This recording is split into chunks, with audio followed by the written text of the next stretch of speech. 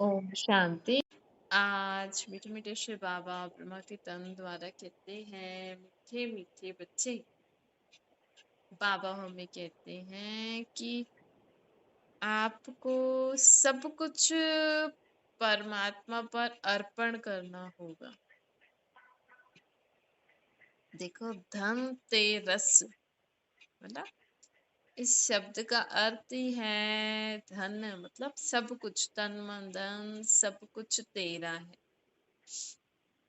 तो हम जब उनके आगे अर्पण करना है, हम भक्ति मार्ग में सिर्फ बोलते हैं तेरा तुझको अर्पण, सब कुछ भगवान ने दिया है। ये आपका प्रैक्टिकल कर सकते हो। लोग कहते हैं कि हाँ बोलते तो हैं लेकिन करना मुश्किल है। करना मुश्किल क्यों है? क्योंकि हम ये नहीं समझते कि हम कौन है। हम आत्माएं हैं, हम आत्माएं परम धाम की रहने वाली हैं।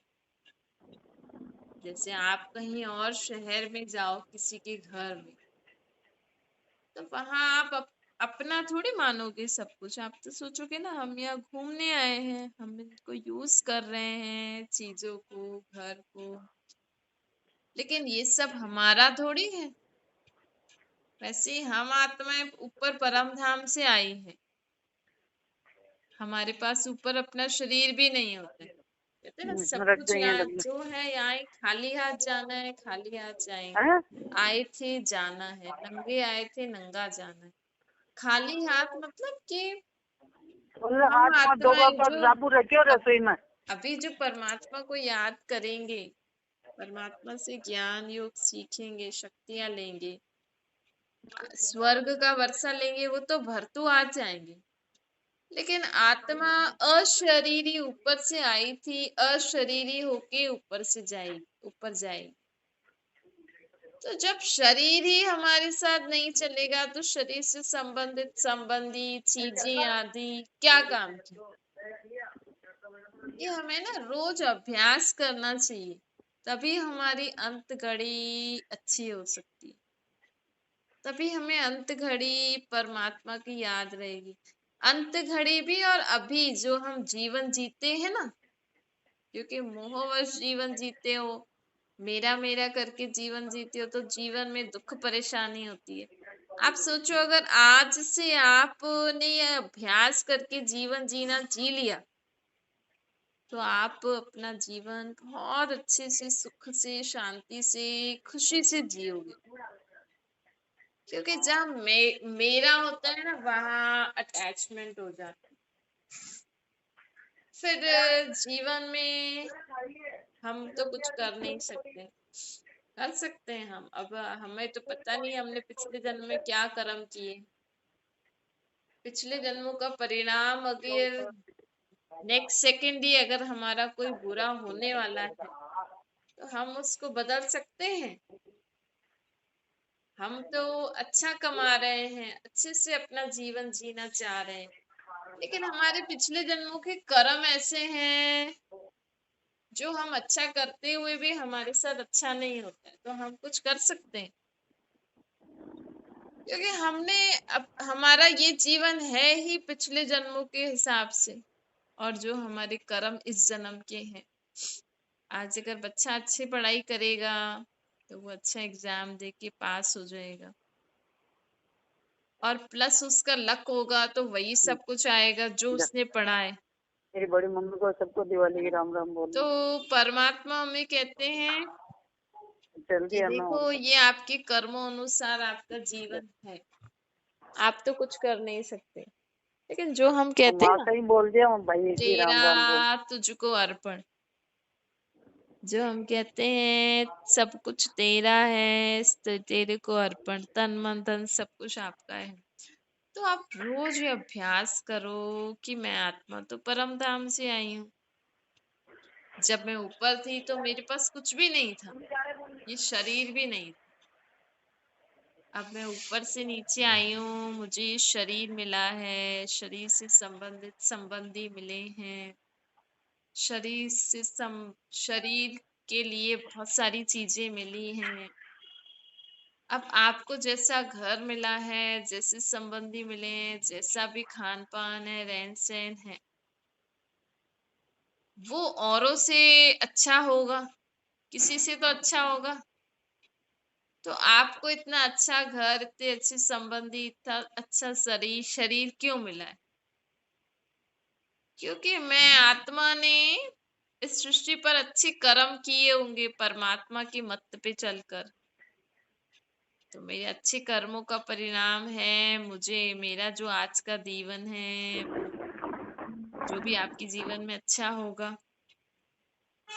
और परमात्मा हमें कहते हैं, देखो, हम तो आए इस सृष्टि पर, हमें तो शरीर मिला, लेकिन जब हम सत्युग में आए थे तो हमारे शरीर, हमारे पास जो धन संपत्ति था, जो संबंधी थे, जो प्रकृति थी, वो हमें परमात्मा ने वर्षे में दी।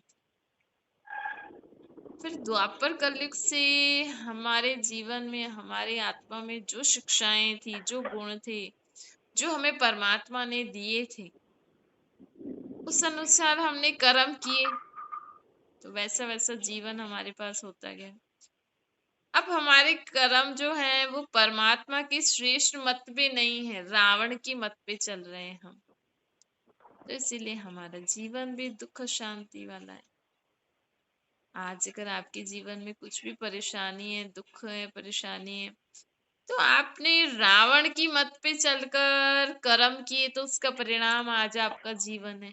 अगर दुखी परेशान हो तो, और अगर आपके जीवन में अच्छा है सब कुछ, तो आप परमात्मा की मत पे चलते हो। तो हमारा तो कुछ है ही नहीं, हम तो आत्माएं हैं, हमें ये शरीर मिला, आत्मा को अच्छे कर्म करने की शिक्षा मिली, मैं आत्मा ने अच्छे कर्म की शिक्षा परमात्मा से ली, तो वैसे कर्म किए तो मेरा जीवन अच्छा है। और मैंने अगर रावण अर्थात विकार बुराइयों के वश होकर कर्म किए हैं, तो मेरा भी जीवन बुरा है। तो क्रेडिट किसको मिलना चाहिए? अगर आपका जीवन अच्छा है तो हमें परमात्मा को थैंक यू बोलना चाहिए ना, भगवान को, कि आपने मुझे इतनी अच्छी शिक्षा दी, शक्ति दी। हाँ, ली आपने वो अलग बात है, भगवान तो सबको ही देते हैं, लेकिन आपने ले ली वो आपका भाग्य। तो हमारा तो कुछ है ही नहीं। आपके घर में आपके जो संबंधी हैं, जो भी चीजें आपके पास है, जो भी खाने पीने की चीजें हैं, जो भी, वो आपके कर्म अनुसार आपको प्राप्त हुई है, आपकी थोड़ी है। आपको परमात्मा ने अच्छे कर्म सिखाए तो वो मिल गई, आपने किए तो। आपको रावण ने बुरे कर्म सिखाए तो आपने बुरे कर्म किए, तो वो परिणाम आपको जैसा भी जीवन अभी मिला है। तो मतलब हमें अच्छा देने वाला परमात्मा, बुरा देने वाला रावण। तो हमारा तो कुछ है ही नहीं। आप तो फालतू में मेरा पति, मेरा बेटा, मेरा फलाना, मेरा शरीर, मेरी चीजें करते रहते हो। आपकी कहाँ से आई? आप तो आत्मा परम धाम में रहने वाली हो।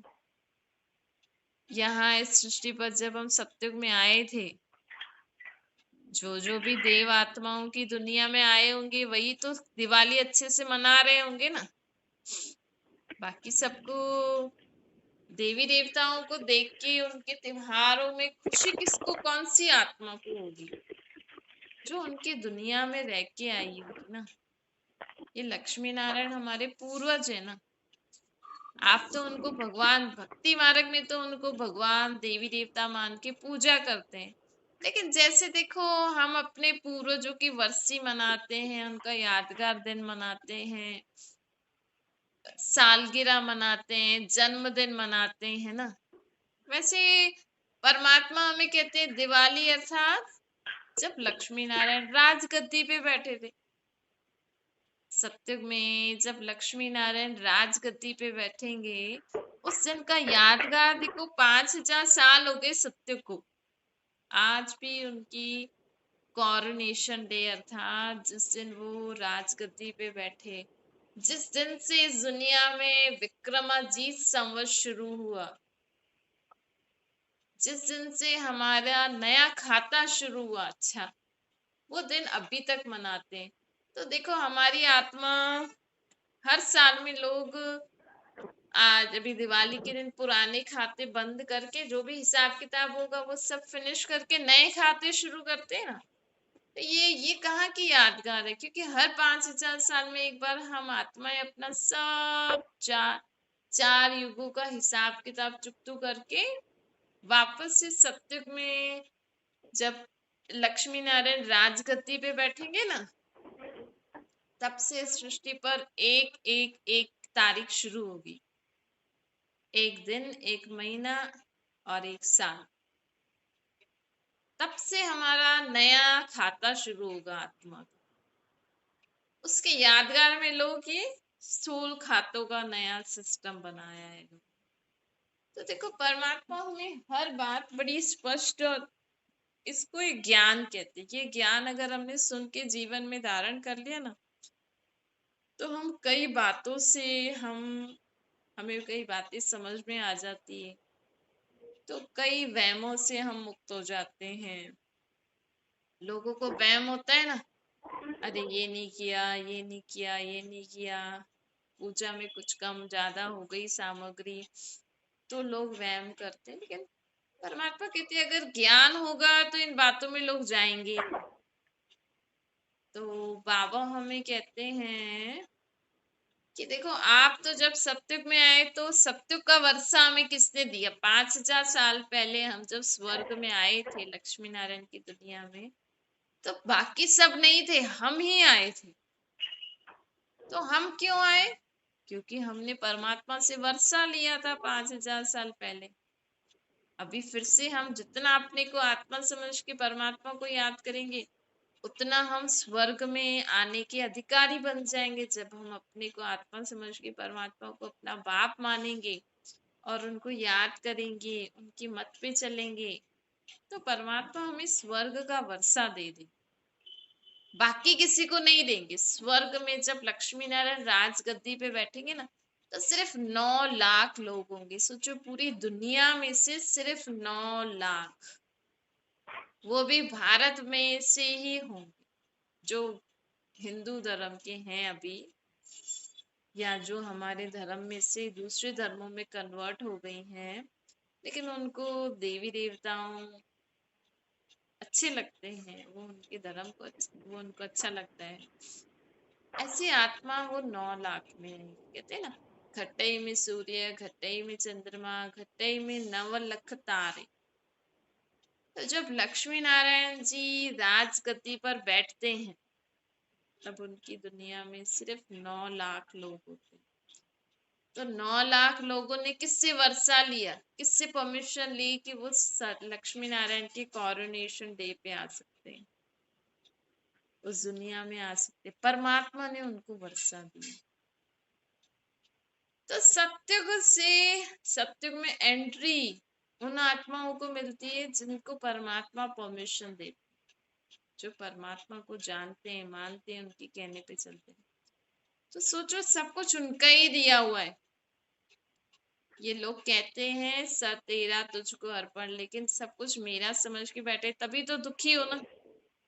दूसरों की चीजें हम खुद लेके बैठेंगे तो हमें संभालने ही नहीं आएंगी। आज आप बोल रहे हो मेरा बेटा, मेरा पति, मेरा घर, मेरा शरीर, तो आपको संभालने ही नहीं आ रहा है, क्योंकि आपका है ही नहीं। आप अगर आपको कोई चीज, आपने किसी की चीज ले ली, पहले उन्होंने दी थी आपको यूज करने के लिए, लेकिन अब आपने अपनी ही समझ की और अपने हिसाब से चला रहे हो, और उनसे सीखा ही नहीं पूरा, तो आपको ठीक रीति चलाने आएगी और आप उनको भी नहीं दे रहे हो, तो आप ठीक रीति से चला नहीं पाओगे, तो परेशान होंगे, दुखी होंगे। तो ऐसे ही हम भक्ति मार्ग में कहते हैं सब कुछ भगवान का दिया हुआ है, तेरा तुझको अर्पण। जब तेरा है तो फिर उस परमात्मा के किसी भी बच्चे की कोई भी कमी कमजोरी है, कोई भी विकार बुराई है, कुछ भी अवगुण है, इससे हमें टेंशन क्यों है, हमें परेशानी क्या है? परमात्मा का बच्चा है ना, आपको भगवान ने संभाल के दिया। आपका फर्ज है आप रोज भगवान को, परमपिता परमात्मा को याद करके बोलो आपका बच्चा ऐसे करता है, उनके घर की सारी डिटेल्स उनको दे दो, बस बात खत्म। तो पापा कहते हैं धनतेरस अवतार सब कुछ देगा। जब हम सब कुछ परमात्मा पे अर्पण कर देते हैं और उनकी मत श्रेष्ठ मत पे हम चलने लग जाते हैं तो हम धनवान बन जाते हैं। परमात्मा की मत श्रेष्ठ गाई हुई है ना, कहते हैं ना तुम्हारी गत मत सर्व से न्यारी है और वो तुम ही जानो। परमात्मा की श्रेष्ठ मत इतनी न्यारी है क्योंकि वो जो समझ लेते हैं ना, वो दुनिया के लोगों के हिसाब से, दुनिया में जो लोग मत देते हैं, जो ग्रंथ शास्त्रों में, उस हिसाब से नहीं देते। परमात्मा की मत सर्व से न्यारी है क्योंकि दुनिया वाले इसी दुनिया के हिसाब से आपको बोलेंगे, लेकिन परमात्मा जो हमें मत देते हैं ना, वो कहते हैं कि पहले हमें जागृत कराते हैं कि आप परम धाम की रहने वाली आत्मा इस सृष्टि पर पाठ बजा रही है। तो परम धाम में जो आत्माएं रहती है वो सुख शांति प्रेम आनंद पवित्र स्वरूप होती है। आप इस कलयुगी दुनिया में आई हो पाठ बजाने, लेकिन आप सदा याद रखो कि मैं वहां की रहने वाली हूँ, तो मुझे भी सर्व को सुख शांति प्रेम आनंद पवित्रता शक्तियां देंगी। मुझे इन विकार बुराइयों के वश होकर कोई कर्म नहीं करना है। जब हम आत्माओं को स्मृति आ जाती है ना कि मैं तो ऊपर की रहने वाली हूँ, मेरे असली गुण असली शक्तियां तो ये है, पर मेरे बाबा ने जो मुझे श्रेष्ठ मत दी थी वो तो इस दुनिया के हिसाब से अलग है। तो जब हम उनकी मत पे चलने लग जाते हैं, उनके कहे पे चलने लग जाते हैं, तो आप ही हम जीवन में धनवान बन जाते हैं। हमें सही राह दिखाए में देती है क्योंकि जीवन में इतना दुख परेशानी है। आजकल लोग मूंझ जाते हैं, ऐसी ऐसी बातें होती हैं जो सोचते हैं अब हम क्या करें। मूंझ जाते हैं ना दुनिया में, कभी कभी जीवन में ऐसी बात होती है जो कभी हमने सोचा भी नहीं था। और क्योंकि अभी कलयुग का अंत समय चल रहा है, सभी आत्माओं का हिसाब किताब चुकतू करने का समय चल रहा है। देखो अभी सृष्टि पर ऐसा समय है जो आपको अभी अभी इंसान आपके साथ अच्छा चल रहा है, अभी अभी उसको पता नहीं क्या होगा, वो आपसे एंटी हो जाए। ये हिसाब किताब है। जिस समय आपका किसी से अच्छा हिसाब किताब है तो वो आत्मा आपसे अच्छी चलेगी। अगर किसी जन्म का कोई बुरा हिसाब किताब है तो वो आपसे उतना समय बुरा चलेगी, फिर अच्छा भी हो सकती है या फिर छोड़ भी सकते हैं, फिर हो गया हिसाब किताब। मतलब फिर अगर आपके आपके मन में उनके प्रति कोई विचार नहीं है अच्छा व बुरा, तो मतलब कि हो गया हिसाब किताब पूरा। अभी अभी इंसान अच्छा भला है, अभी अभी आत्मा ने शरीर छोड़ दिया, ये क्या हो रहा है दुनिया में? ये सब हिसाब किताब है। ये अभी क्योंकि हम तो सोच रहे भाई दुनिया में वैसे तो सत्य में 150 साल की आयु थी, अब तो किसी के कोई भरोसा ही नहीं है। नहीं, तो ये दुनिया में ऐसी हालत में परमात्मा हमें इतना उच्च ज्ञान देने आ जाते हैं ताकि मेरे बच्चे मूंझ न जाएं कि भगवान ये क्या हो रहा है। नहीं, आजकल दुनिया में कोई घर में लोग सेफ नहीं।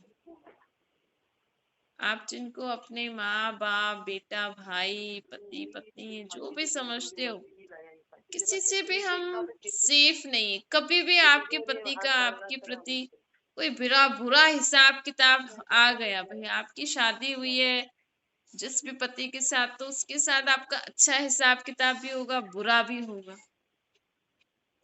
अभी अभी आपका पति आपसे बहुत अच्छे से चल रहा है, अभी अभी बुरा हिसाब किताब शुरू हो जाता है तो फिर बुरा व्यवहार भी शुरू हो जाता है। तो इसीलिए परमात्मा हमें कहते हैं कि आपको हर घड़ी मुझे याद करके हर कर्म करना है, क्योंकि हमारे जीवन में कभी भी कोई भी हिसाब किताब चुकतू करने आ सकता है, अच्छा व बुरा। तो आप हलचल में ना आओ, घबराओ नहीं, उस व्यक्ति की आप निंदा नहीं करो, उसकी ग्लानि नहीं करो। ऐसी बातों से बचने के लिए हमें सदा परमात्मा को याद करना है। और कभी भी हमारी कोई ग्लानि करे, निंदा करे, अपशब्द बोले, हमें ठुकराए, घृणा करे, तो समझ जाना ये हमारा हिसाब किताब है। समझ जाना इस आत्मा को परमात्मा की शक्ति की जरूरत है। भाई जिस आत्मा के पास होगी कड़ाहट, वो आपको क्या देगी? अमृत देगी? कड़ाहट ही देगी ना। तो आप उससे ऐसी आत्माओं को बारे में सोच के, ऐसी आत्माओं की बातों को सोच के हम अपना जीवन क्यों खराब करें? भाई लोग कहते हैं कि ये सबसे ऐसे ही बोलती है। अब उस आत्मा का नेचर ही ऐसा है, उसने कल को हमें भी कुछ बोल दिया, हमारे लिए भी ग्लानि कर दी, निंदा कर दी, तो जब वो औरों को ही बोलती है तो हमें बोल दी, तो कोई बड़ी बात तो नहीं हो गई। उसका मतलब कि उस आत्मा को रहम चाहिए, उस आत्मा को क्षमा चाहिए, उस आत्मा को समझ चाहिए, शक्ति चाहिए, मुक्ति चाहिए अपनी इन विकार बुराइयों से मुक्त होने के लिए। या उस आत्मा का हम सबसे कोई लेना देना होगा। कभी कभी होता है ना, परिवार में एक जना सबको दुखी कर देता है, घर वाले बहुत दुखी हो जाते हैं उस इंसान से। तो मतलब आप समझ जाओ कि उस आत्मा का हमसे बहुत कड़ा हिसाब किताब है, हम सबसे है। तो घर में देखो एक बीमार हो रहा है तो सब परेशान हो जाते हैं ना, ये क्या हो रहा है? ये हमारा हिसाब किताब है। भाई वो आत्मा बीमार, उस आत्मा का शरीर बीमार हुआ, उससे अगर हमारे मन में परेशानी हो रही है, हमें अच्छा नहीं लग रहा, हमें दुख परेशानी हो रहा है, हमें जीवन में हलचल सी कुछ ऐसा हो रही है, तो समझ जाओ ये हमारा हिसाब किताब चुकता हो रहा है। उस आत्मा को जो हमसे लेना है वो लेके ही रहेगी। जब ऐसी ज्ञान की बातें हमारी बुद्धि में रहती है ना, तो हम जीवन में कभी भी हार नहीं मानते, क्योंकि हमें हर बात का ज्ञान होता है। आज घाटा हो गया, अभी अभी पैसा है, अभी अभी नहीं है, खाने के लिए भी नहीं है। कहाँ तो इतनी खाने की चीजें होती थी, अब हमारे पास वैसा नहीं है, खाने के लिए भी नहीं है। तो लोग ऐसी सिचुएशन को सहन नहीं कर पाते, फेस नहीं कर पाते, तो गलत काम कर लेते हैं ना। तो ऐसे गलत काम हमसे ना हो, इसके लिए परमात्मा हमें पहले से ही ज्ञान देते थे कि अभी इस सृष्टि पर हिसाब किताब चुकतू करने का समय चल रहा है। अभी इस सृष्टि पर हिसाब किताब चुकतू होने का समय चल रहा है। इसीलिए शांति से हर काम करो, कभी भी हलचल में नहीं आओ। कोई भी आपकी निंदा करे, ग्लानि करे, अपशब्द बोले, आपसे घृणा करे, आप एक चीज मन में पक्का कर लो कि मेरे को सबके लिए अच्छा सोचना है, मुझे सबको अपना भाई मानना है, सब पे रहम करना है, क्षमा करना है, सबको शुभ भावना शुभकामना देके खुद भी जीवन में आगे बढ़ना है, औरों को भी बढ़ाना है। अगर आपने ये बात पक्की कर ली तो आपके जीवन में बहुत प्रोग्रेस होगी। क्योंकि देखो, आज हमारी कोई निंदा ग्लानि करता है, फिर हम भी कर दे, फिर हिसाब किताब बन जाता है।